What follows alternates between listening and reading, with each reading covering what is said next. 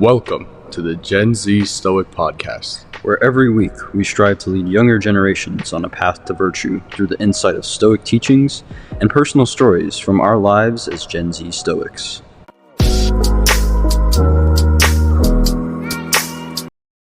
Welcome to the first episode of Season 2 for the Gen Z Stoic Podcast. After about a month off, we are excited to bring back weekly podcast episodes.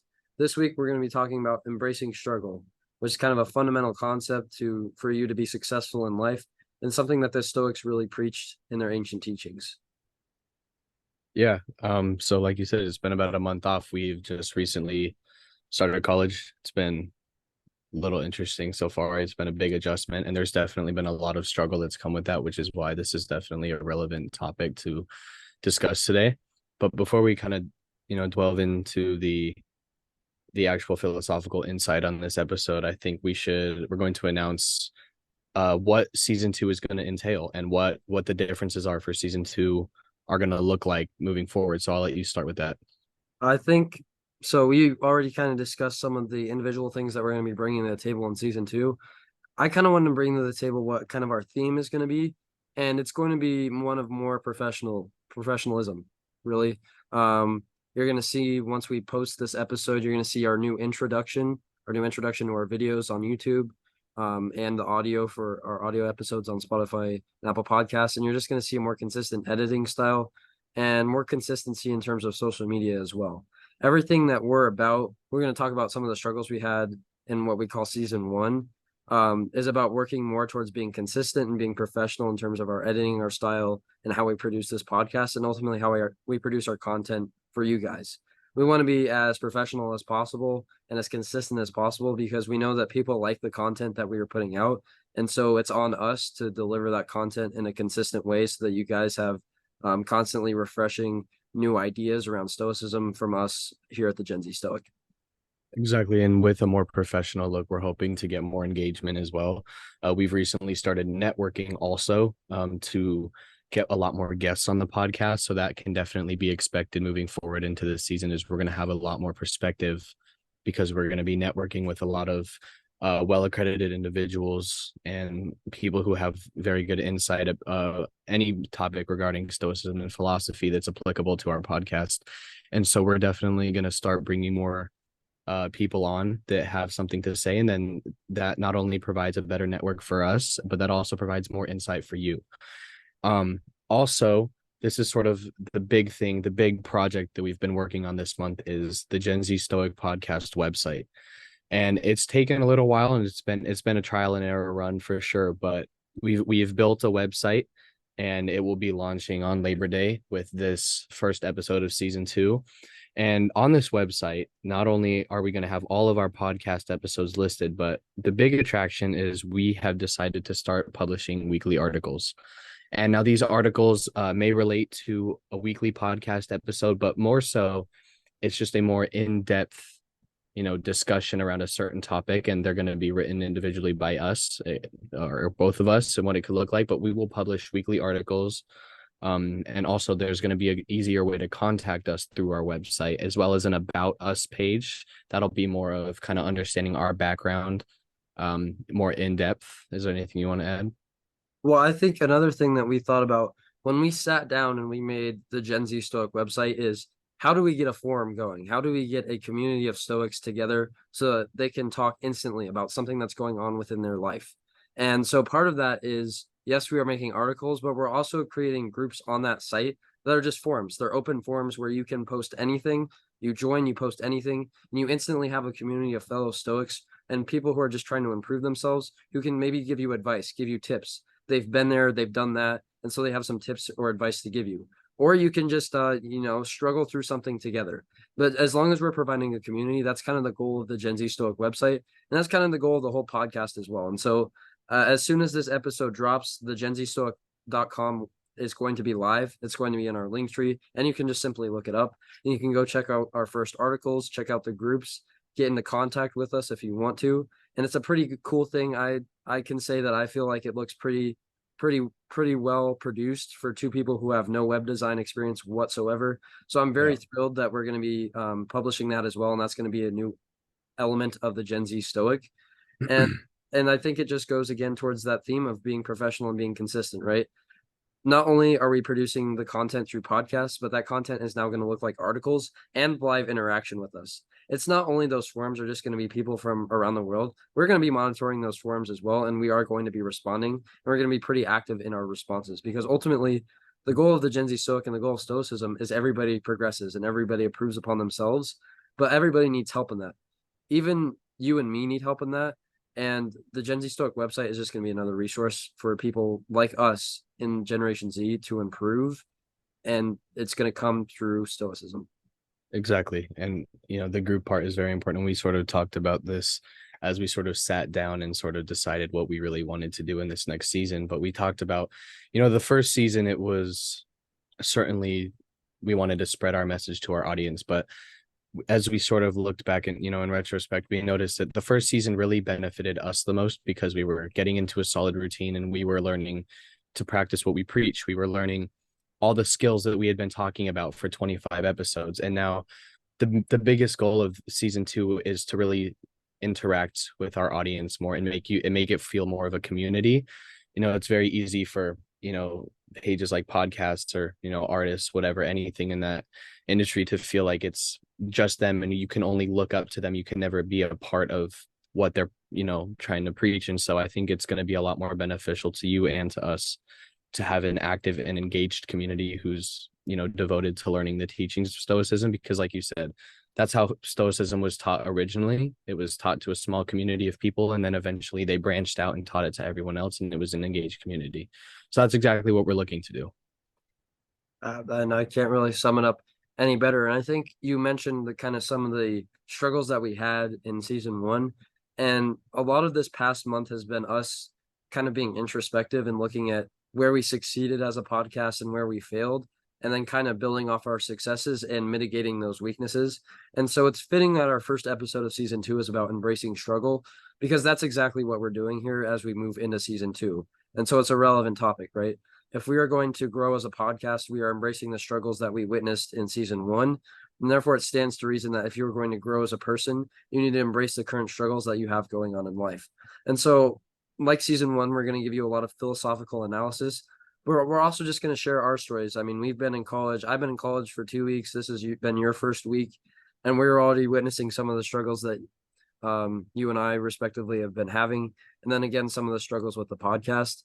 And so it's just going to be kind of a behind the curtain look in terms of our personal lives, showing you that we are trying to practice what we preach and how we're doing that and where we're still struggling.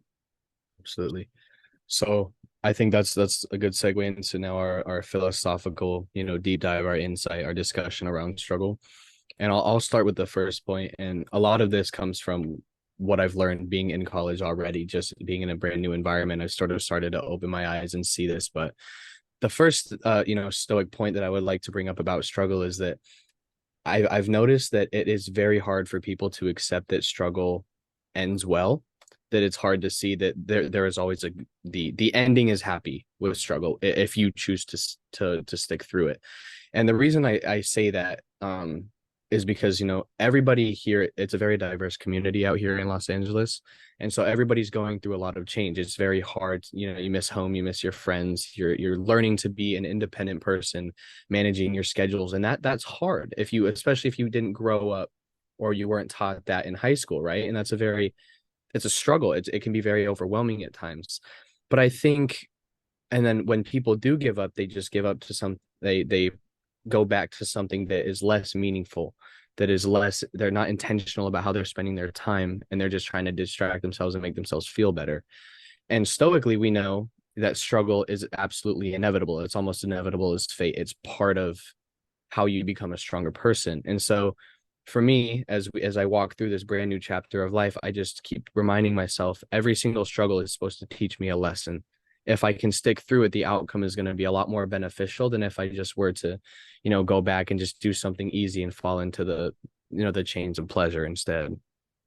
Right. And so when I hear that, and when I think about my situation as well, where I thankfully am like an hour away from home when I'm on campus, so I don't have the whole idea of this is a new place that I'm not familiar with. But there's a lot of people from my school who are from Texas. I met a gentleman yesterday who's from Dubai. And so the thing that I conclude from that is when you feel homesick, as an example, that you are not unique in your struggle, right? The odds that whatever situation you're dealing with, you are the only person in the world who is dealing with that problem is pretty much impossibly small. There is somebody else in the world who is going through what you are going through, or has gone through it before, or is going to go through it in the future.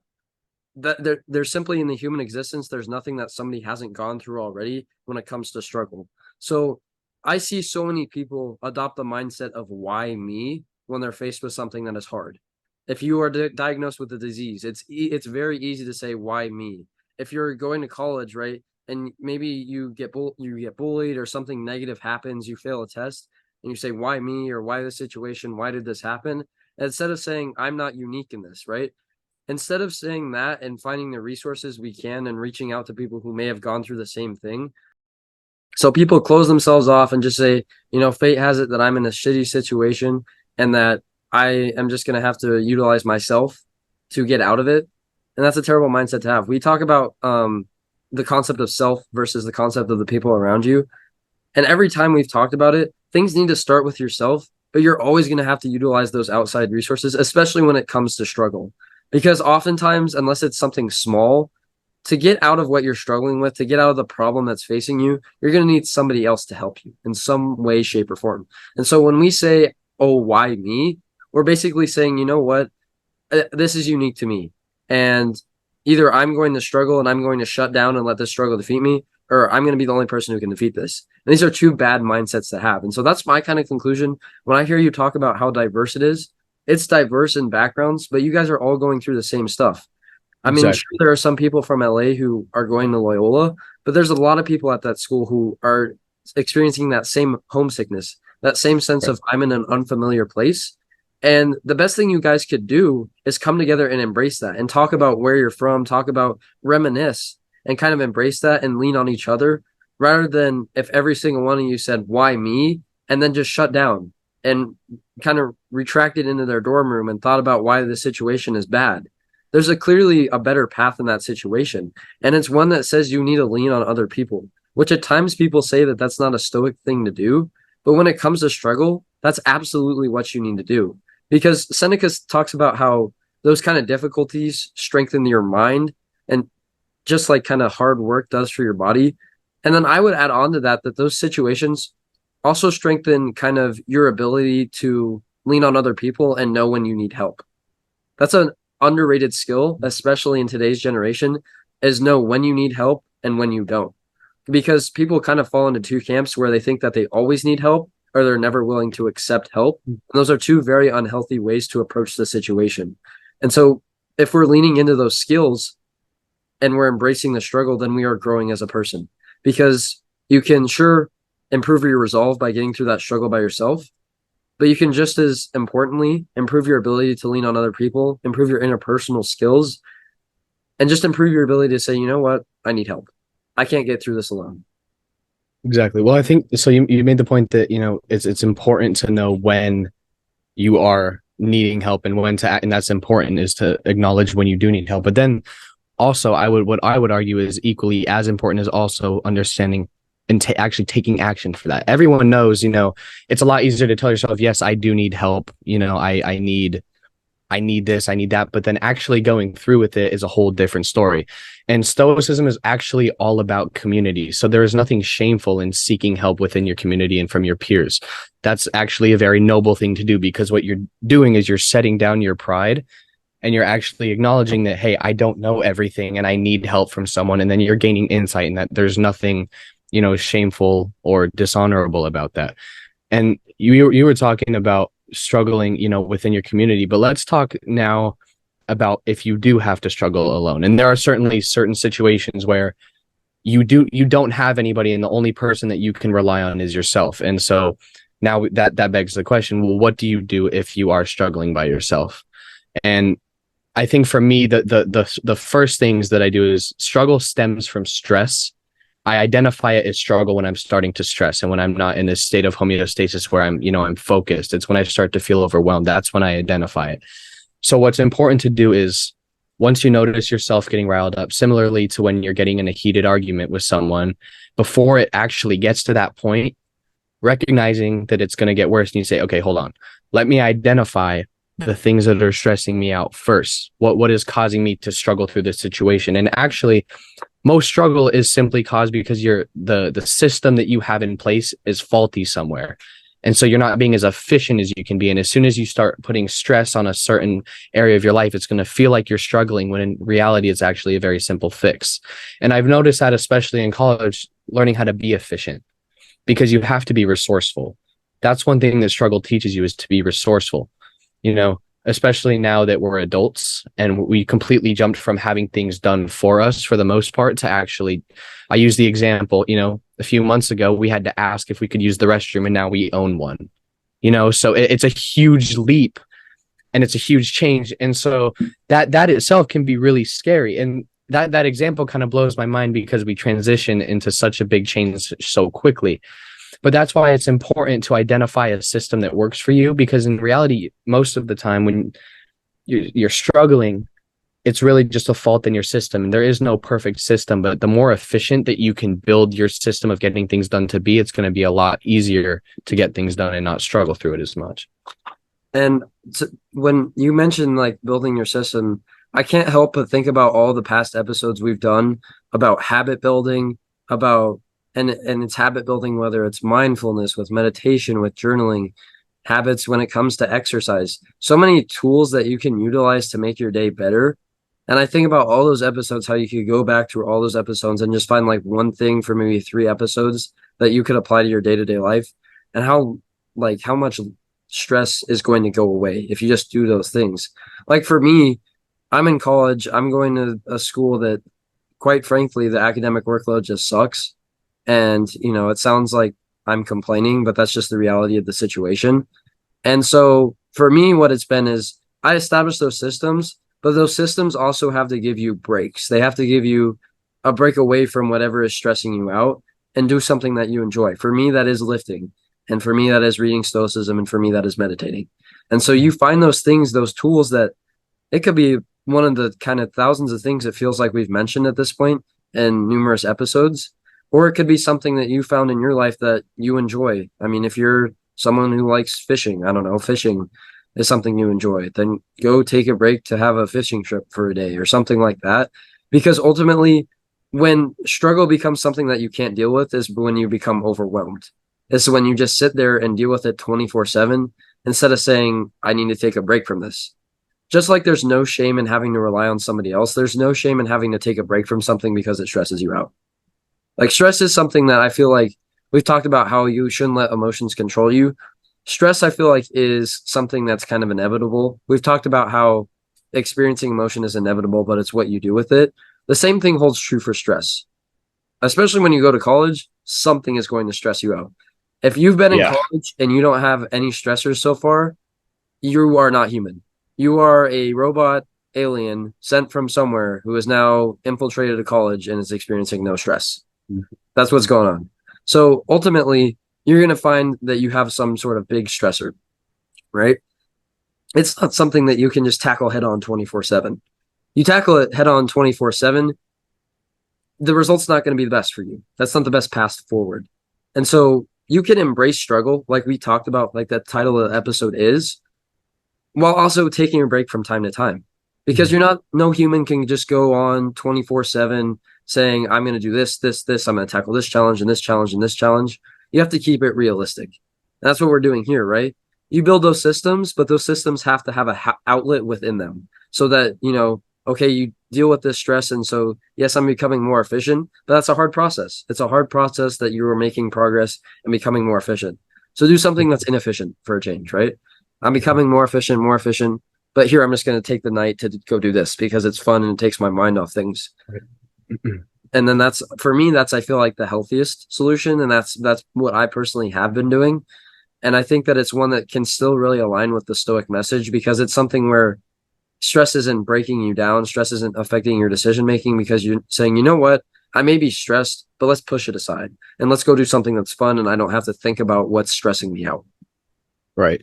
Well, and yeah, that's the idea of balance, right? It's like you were saying, there's nothing that goes against the Stoic thing that says balance is bad. Actually, Stoics believe that life should be perfectly balanced, that you should have an accommodation of a lot of things that you do or activities that you engage in, and that's a good thing. But also to your point about building a system, I've noticed in my experience, and this isn't just in college, this is in high school as well, people ask you for advice and they're like, well, how did you start? And you can tell people how you started doing something. I'll use the gym for the example. Like, people say, well, how did you start learning? How did you start meal prepping? Blah, blah, blah. And that's the one thing about struggle, is you do have to struggle alone in order to learn something. I believe that it is very important that everybody has, and this might be a little dark, but I have hit rock bottom, but that taught me more lessons than succeeding ever did. So it's like the cliche saying, you have to go through the dark to get to the light. And I know it sounds so cheesy, but it's very true, because at the end of the day, that's all about perspective as well. You can't appreciate the good if you've never seen the worst. So struggle teaches you many lessons, and many times you don't realize that until a few months, even a year later, what that taught you. But if you are going through something, and emotionally, I feel like I am struggling a little bit, because I'm a little homesick. I'm missing the people that I was close to. I'll be completely vulnerable and honest about that. That is something I'm feeling. But as someone who abides by the laws of Stoicism, I don't allow myself to act on those emotions. I allow myself to feel them and understand that emotionally things are a little bit more bumpy right now. I think that's a common misconception. We sort of talked about this, but that what a lot of people, when they talk about Stoicism, then we're led to believe that as soon as you start practicing Stoicism, your life becomes perfect and you never struggle again. Stoicism is a way to coexist with struggle, in my mind. It's a way to understand that this is inevitable, but this is how I'm going to deal with it and move on. And that's kind of a beautiful thing, because it's important to reemphasize bad things will happen. Objectively, bad things will happen. You will struggle, you won't succeed, you will fail sometimes. But Stoicism doesn't say you need to be perfect. It says you need to accept these things and go through them, but then you will get through them. Well, and that reminds me of something I think I saw on like a Reddit thread the other day, where if we think about if we imagine an emotional toolbox, or like an emotional like tool belt for when you're dealing with something, we can view Stoicism like a Swiss Army knife, right? It has 20,000 different applications and is helpful in a variety of situations. But sometimes you just have a nail and you need a hammer. You don't need a Swiss Army knife. Like, sometimes I think people believe that Stoicism is kind of the solution to everything, and that the advice of somebody, the Stoic advice or philosophical advice, just philosophy in general, at times, it feels like you're just going to read this passage and it's going to kind of contain this hidden solution for the problem that you're facing. Sometimes it's, you have the tools of Stoicism there to remind you how you should act, but there's a different tool at your disposal that you need to use. And, it might be, like we mentioned earlier, it might be another person, or it might be a resource that your school has, or wherever you're at, a resource that's around you in your community. It doesn't necessarily have to be something that is philosophically based. I think that's something that we kind of have thought about, or at least I've kind of thought about over the past month, is that when we're trying to create podcast episodes, we want to span like the entire range of the human experience. But there's going to be times where what we say doesn't necessarily provide the solution to some people. And so I think that's important to highlight when we're talking about struggle. And I was just reminded of that when you said that, like, when people come to you for advice, you are not able to give them proper advice. Because sometimes I think, we can sit up here and say, oh, you're dealing with this, then do X, Y, and Z. But I'm not that person. You are not that person. Mm-hmm. We are not you. And so whoever you're asking for advice, whether it's, the podcast maybe, or whether it's someone you trust, a close friend or something, they are not you, and they're not experiencing the emotions you're experiencing, the situation you're experiencing. They don't fully kind of grasp what your stressor is, because nobody can fully grasp what stresses you out except for you. And so I think when we kind of look out for advice, that's a good first step to take. But I think it's part of what we mentioned in terms of learning how to reach out for help, how to advocate, and when the proper time is to do that. The same thing applies, right? When you reach out to somebody and they say, do X, Y, and Z, and then you do X, Y, and Z, and maybe X works out, but Y and Z don't take that as something where, oh, the situation's unsolvable. take it as that's how they approach the situation. Now, how do I want to approach the situation? You have to eventually develop your own sense of identity and your own sense of self. And that's what I think struggle does. Epictetus mentions how circumstances are what makes a man. And I mean, we talked about in depth, it also is what makes a woman. It's what makes a person. Circumstances are. We talk about whether it's like political identity. You form your political identity based on the environment around you before you're the age of 5. Everything about you is about the environment you're in. And so if your environment contains struggles, that just means that you're going to be a better person tomorrow. That's all that it means. Right. And so that's, I think, maybe like the final philosophical point I have to make is that people view struggle as a bad thing. Like 100% of the time, like people view struggle as a bad thing. They may view it as a necessary thing, and that's better than I think a lot of our generation use it as, if you just view it as a necessary thing, but they still view it as a bad thing. And that's the wrong way to look at it. Struggle is good. Can you imagine how boring life would be if you never struggled? If you just won every single place that you went, if you succeeded? You know, people hear that and say, well, I would like to do that. I'd like to succeed 100% of the time. But imagine how boring life would be. You just roll out of bed and you would know what would happen. You don't know that with struggle. You don't know what struggle is going to look like and what's going to happen day to day, because struggle is like a roller coaster, right? It's 2 steps forward, 1 step backwards for a lot of situations. And so you don't know what that looks like. But one thing you do know is if you get through it, you are a better person for it. And so that's what I think about, right? If you don't know what struggle looks like, but you know what the end result is, and the end result is good, then view struggle as a good thing. We don't view, I mean, I'm struggling to think of an example, but the things that we view as good usually have a good result, right? And things that we view as bad usually have a bad result. So then why are we flipping that kind of wiring when it comes to struggle? The thing that it is that it's because it's tough. It's really tough. And we talked about how our generation is extremely soft and we don't want to go through tough things. The reality is tough things are necessary. We talked about how failure is necessary, and failure and struggle are very closely connected, and struggle is absolutely necessary. Just like failure is required for you to succeed, struggle is required for you to grow. Because if you aren't pushed back and you aren't challenged, then you're not going to challenge your own views. You're not going to challenge your practices. You're not going to challenge anything about yourself. And when you are a person who doesn't check their beliefs, who doesn't check their moral values, who doesn't check their routines, then you're not going to be very successful, because you're going to go through life unaltered and unable to adapt. And so that's the kind of wide-ranging impact of struggle. And so that's kind of my, like mathematical analysis of the situation, right? If you input yourself into the struggle, right? You seek out struggle and you find that struggle and you go through it and you ultimately come out on the other side having conquered that struggle. The input is you struggling and the output is you a better person. And if the output is you a better person, I feel like everybody unanimously can say that they want to be a better person. So we can unanimously say it's a good result. Therefore, I believe that we can unanimously say that struggle is a good thing and you should embrace it. Absolutely. Well, and I think I'll build off a few points that you said to make my final statements as well. You said, if you win every day, if you never have to struggle, then it's boring, and you're right. And it's also, to go along with that, if you win every day, then you never win.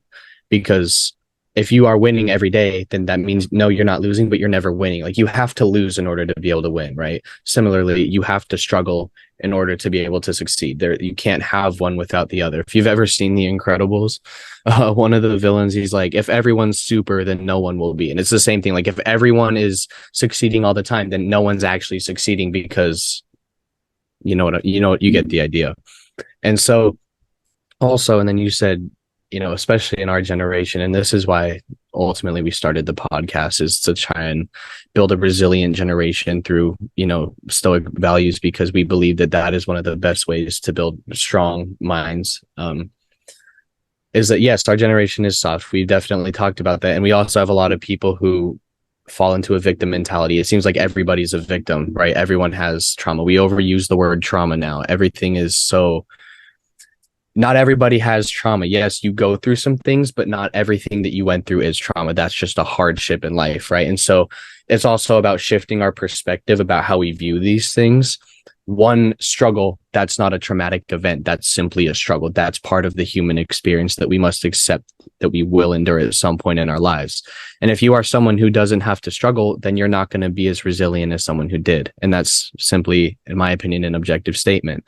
Similarly, like you were talking about childhood, the children who are raised in more problematic environments where they are forced to adapt and to be resourceful and struggle at a young age are going to grow up to be people who are kind of unfazed the more they grow and they go through life, because they've seen these things and they're used to these things.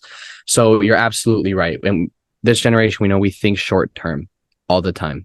And so if you think short term, yeah, struggle is a bad thing, because in the short term, it sucks. It's not fun. Nobody wants to do it. It's normal to view struggle as bad because humans don't like being uncomfortable. We know this.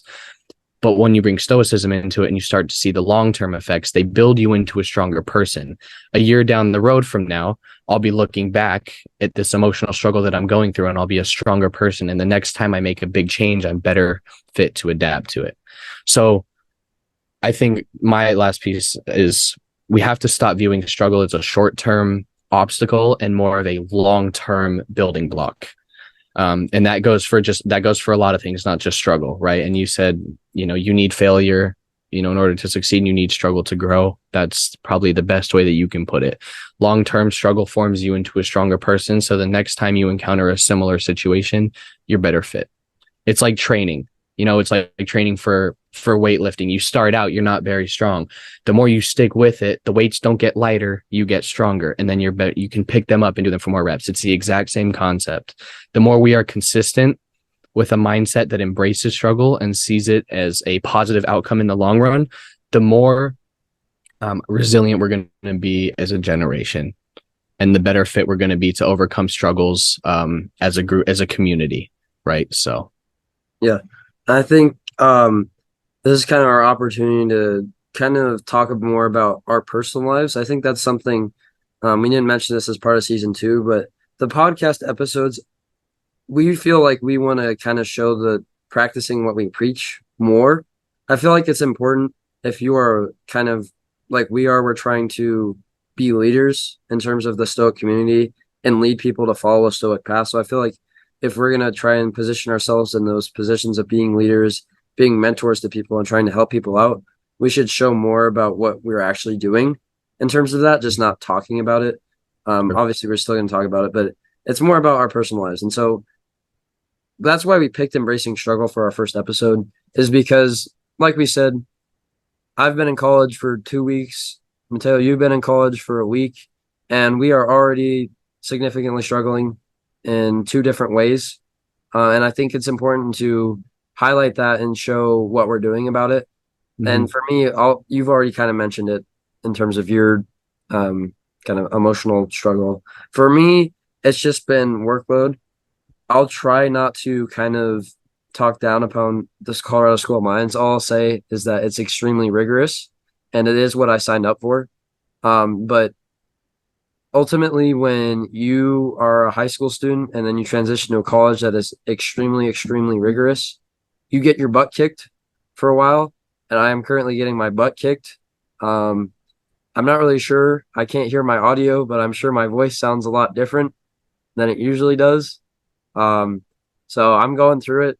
But what I'm doing, I kind of already mentioned it during our philosophical conversation, is that even though I'm struggling, I have to do hours of homework, and I'm, for the first time in my life, struggling academically, and it at times has made me question my intelligence, which is very scary to me as somebody who prides myself as an intelligent person.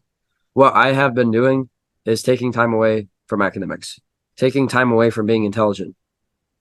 I'm taking time away from being intelligent to go do dumb stuff.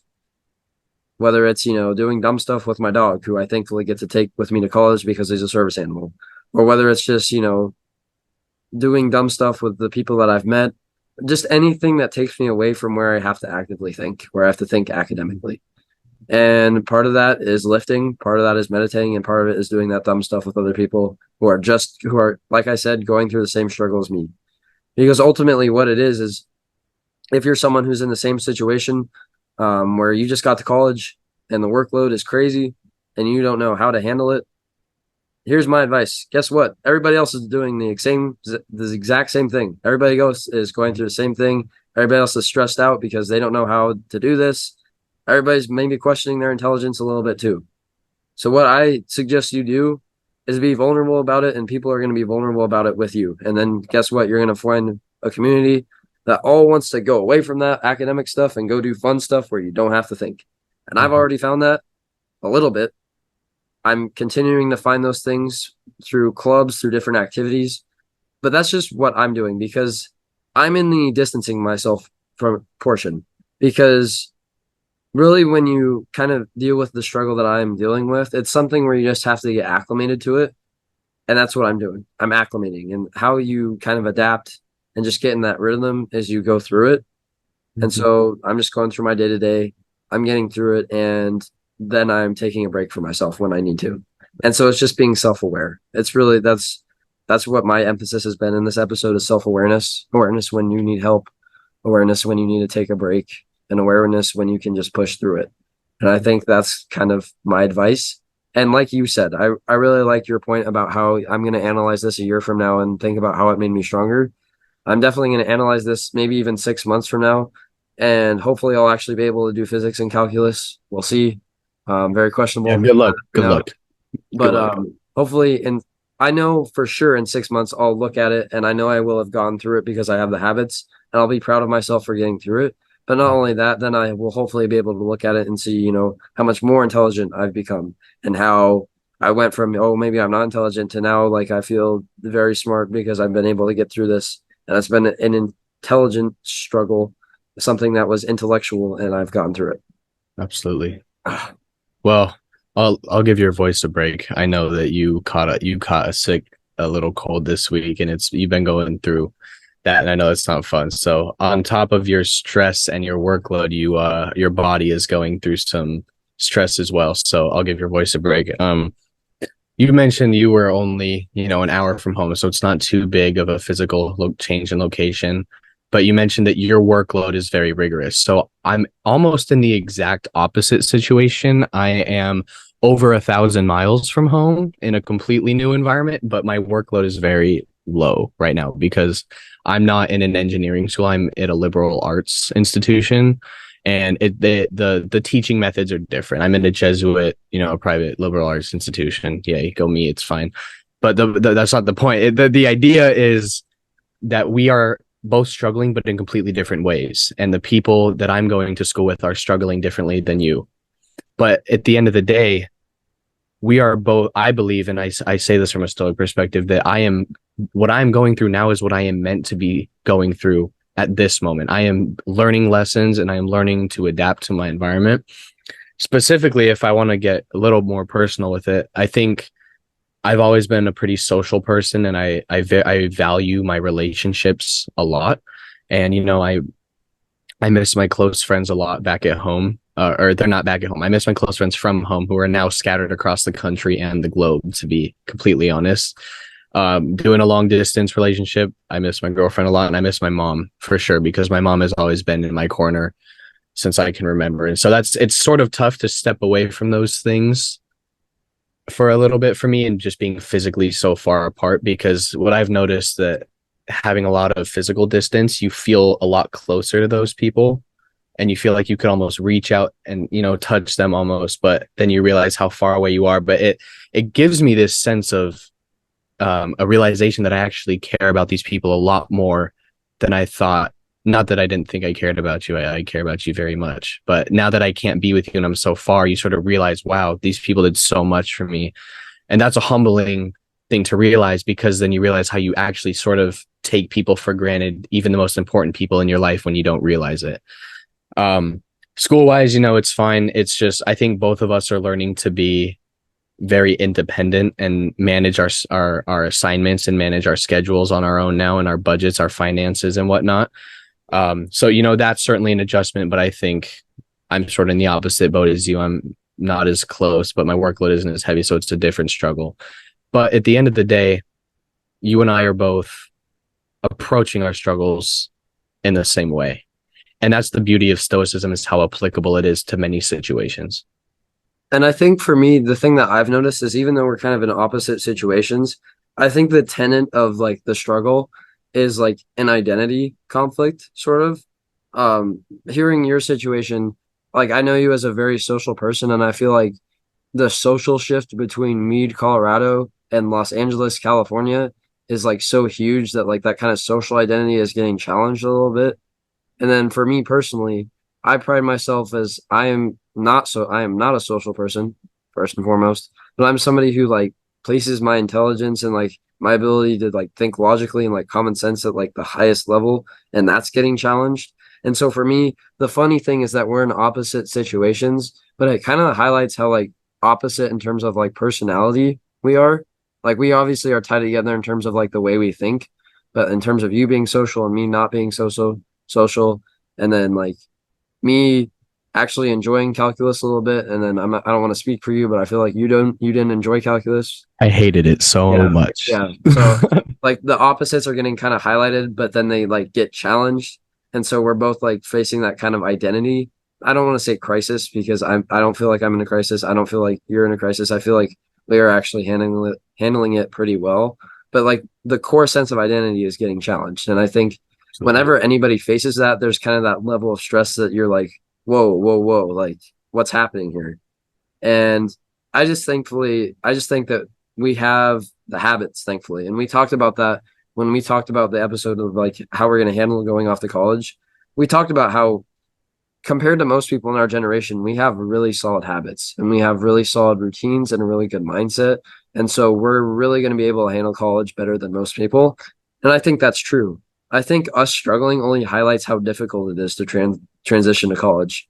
And I think it's funny because we have a lot of older listeners, and the older listeners are probably going to be like, duh, like, of course it's hard to transition to college. But like going through it, it's just a shock to the system. And so I think we're, of course, going to experience that struggle. We've already talked about how struggle is natural, and college is just one of those kind of life moments where that struggle is the highest, where that challenge in terms of where you find your identity is heightened. It's heightened to levels that you may or may not experience the rest of your life. And so why we're talking about embracing that struggle is because that's the reality for us right now, is we face two options, right? We're in college and we're facing our struggles, and the two options are embrace the struggle, develop our sense of self, develop our community, promote our podcast, promote our beliefs, and find people who share them, and then maybe convert some people to be stoic and to be successful in college. Or the alternative, which is run away from the struggle, lock ourselves in our dorm room and not be social, not embrace the struggles of academics, not do any of that, and just become a miserable person. And I think that's what faces a lot of people, is kind of, and I'm going to use the dorm room door as like the kind of paramount kind of crossroads for that decision, right? People are homesick. People are not sure how to socialize. People are stressed out with their academic workload, the whole gambit of struggles in college. And so that dorm room door is what I'm visualizing my struggle as right now. Whether I want to lock myself in there and just, complain about the situation, just kind of, I don't know, wallow in the struggle and not really change anything, or whether I want to open that door up, go find resources to help and have a good time and be successful. Right. And so that's any struggle, is whether you want to open the door to the resources and to having a good time after you embrace the struggle and you successfully got through it, or whether you want to close that door and let struggle hang out with you, beat you, and ultimately just overwhelm you. Well, and that's a good point. I think too, also, when you close the door, you go back to what you're comfortable with, and you're never going to grow unless you get outside the comfort zone. You open the door and you take the step out into the real world. Right. And it's been, like you mentioned, we do definitely have opposite personalities almost, but stoicism is certainly a common ground. It's not the only common ground, but it is a very strong common ground between us. And that sort of shows me everything I need to know. And it's important also, a lot of people go into college and they don't know who they are. And that's totally fine. You don't have to know what you want to do, but I think identifying what is important to you and what matters to you and what your values are personally is crucial before you step into adulthood. I think that even as young adults in high school, we should be reflecting more about what truly matters to us and what we believe in. Because what I see and what I've noticed is a lot of people who go off to college and don't know what matters to them or aren't strong enough to stand up for what they believe in end up conforming to a group that they wouldn't have joined if they had that sense of self or if they had stood up for themselves. And so we are very not close-minded, but we're very fixed on our values. And I don't think that's a bad thing. I think that's the one of the very few times we're being close-minded about, your values and what matters to you and standing strong in those beliefs. And that doesn't mean you can't be open, obviously, to other perspectives. That's not the point. But, I'll give the example. I'm not a partier. I've never really enjoyed going out and partying. And I've had people be like, oh, like come party and do this. And to me, it's just not something I enjoy doing. And so it's easy for me to be like, no, it's okay. I'll catch up with you later. Instead of just saying, oh, sure, even though I don't want to do something. Having a very strong sense of self is what I can say is a great way to start your journey through struggle. And that's a great asset to have as you walk down the journey in the path of life, is having your sense of self, because if nobody can shake what you believe in or what you value, then I think you're on a pretty good path. And as I kind of get off on a tangent from where we were going with the episode, my piece of advice, it relates closely to this friend I have who goes to the same school, we've been hanging out a lot, is that in our generation, it seems like we really want to conform. We really are afraid of what this person's going to think of me, what the group's going to think of me. And to me, that makes no sense, right? As you walk through life, you have your values. And so when your values are challenged by people, a lot of our generation says, well, you know what? I'm afraid to stand up for my values because people aren't going to like it and they're going to judge me and they might exclude me. And what I say to that is, if people are so offended by the values that you're supposed to hold dear to yourself, why are you around those people? Why are you around those people? Those people aren't good for you. And so what it is if you stand out with your values and you're 100% consistent with them, you're going to attract the people who share those same values. It's a natural phenomenon. If you are open about your values and you are unwavering, people are going to be very attracted to that, who share those same values. People aren't going to be attracted to it who don't share those values, but those aren't the people you want around you, because they're going to, in your example, they're going to be the ones who drag you to parties and force you to drink. Those are going to be the ones who are bad influences and make you do bad things. Right. If you want people around you who are good influences, you take my advice and you find out those things that you value, where your moral compass is at, and you don't let it sway. That moral compass points straight north 100% of the time. And guess what? It's going to attract people who share those same values. It's a great way to put it. And I don't really have anything else to add. I would say that's probably the best way to sum it up. Just stand firm in your ground, stand firm in who you are as a person. And that also comes with it's not selfish to put your values first. That's a responsible thing to do because you're protecting your peace. So instead of thinking about how a decision that respects your inner peace and yourself influences other people, that's why a lot of people choose not to make decisions, is because we're empathetic individuals who care about how our decisions impact others. But there's a fine line between taking an action that's going to affect a lot of people versus doing what is best for you and how that affects other people, because it's about you. It's okay to be responsible and take care of yourself. So, well, and I think as we kind of wrap up this episode, if we want to relate it back to kind of our philosophical conversation and struggle, right? Like we've said, we're both going through our individual struggles. But that piece of advice I just gave is one way you can find the resources you need to help you through that struggle. Because if you have people with the same values around you, they're going to give you the advice that you actually can use to get through struggle. Like when I ask people for advice, usually I ask my mother or I ask you. Those are like the two people I usually ask for advice on something. That's because my mother is my rock who is sitting upstairs, and because you and I are basically 100% aligned on what we value.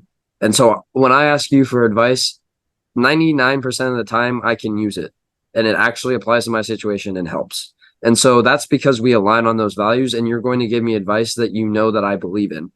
And the same thing holds true for whatever you believe. If you find people who share those same values and those same beliefs, they're going to give you that helpful advice. And so that's why I think that my advice is so important. And it relates back to the topic, is because those are the resources that you need to utilize when you're embracing the struggle to get through it and succeed. And so this has been, the first episode of season 2. We covered embracing struggle today. We kind of got vulnerable. One of the most vulnerable episodes we've had so far. I've been your co-host, Ren. I've been your co-host, Mateo. And as always, thank you for listening. Make sure to check out the Gen Z Stoic website. It'll be live at the time of posting of this episode. Make sure to check out the groups. Make sure to check out the articles. And make sure to engage with us as we open up an exciting new chapter of the Gen Z Stoic.